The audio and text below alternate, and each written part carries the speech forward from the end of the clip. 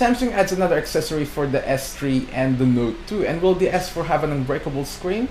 And Oppo finally sends out invite for the launch of the Find 5. What's going on, guys? It's Garcia here for another tech news.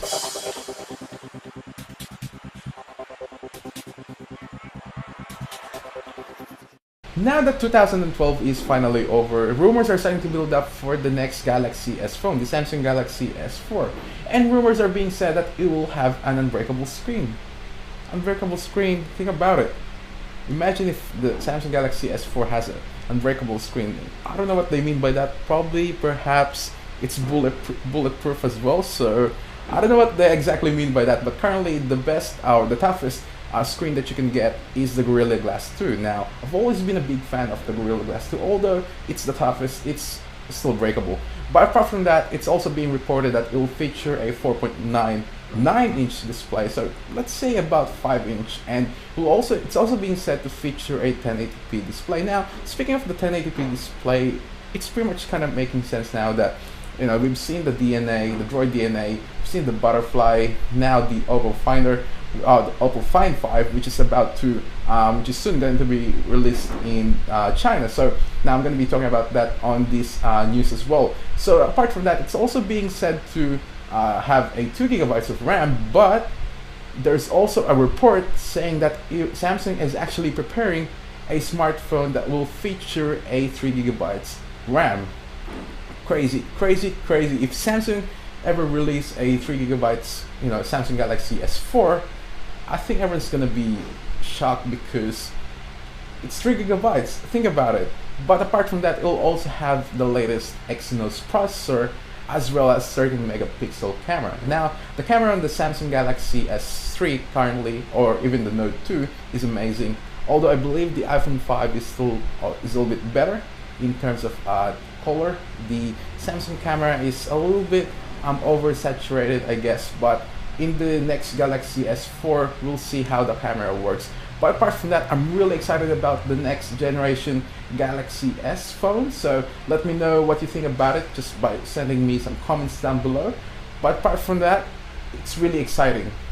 Samsung has another accessory for the S3 and the Note 2, and it's called the Samsung Galaxy Muse. So pretty much they call it Galaxy Muse because it's for Galaxy phones. So anyway, apart from that, it's pretty much an MP3 player, and it's actually has a 4 gigabytes, so you can store all your songs there or music collection. So what happens is you don't really need any PC for this. All you have to do is to actually just hook up the USB that's actually you're gonna be getting when you purchase the MP3 player, and just pretty much hook it up to your S3 or the Note 2, and just drag and drop all your music collection, and you're good to go. So this is pretty much for those of people who are, you know, who go to gym all the time and don't want to carry their S3 because it's quite a large screen, or especially the Note 2. So apart from that, it's going to be a competition against the iPod Shuffle. What's funny about this is the earphone. It actually reminds me of something. I'm not really going to mention any name, but you know what I mean. And last but not the least is that Oppo finally sends out an invitation for the launch of the Find 5. Now, I'm always confused about Finder, Find, gets really confused between those words. But anyway, the phone will feature a full HD display, so 1080p with a resolution of 441. It will also have the latest processor, which is the Qualcomm Snapdragon S4 Pro, and it is clocked at 1.5 gigahertz. So it's going to be pretty fast, as I believe the Qualcomm is the fastest processor you can get on the market at the moment. So apart from that, it will also have a 2 gigabytes of RAM, 16 gigabytes of internal memory. So it's pretty decent in terms of internal, but you know, hardware wise, it's pretty good. And this is also being said to be the world's thinnest smartphone.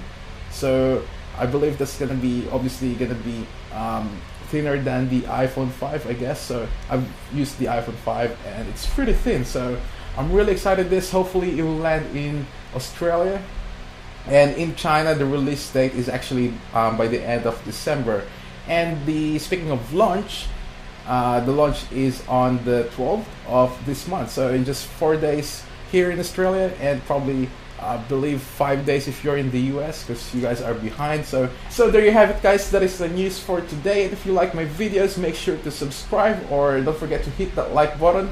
It's free, as well as the subscribe button. So as I've said, if you like it, make sure you do those things. There you have it. Thank you all for watching. I'm Jens Garcia, and I'll see you all in the next one.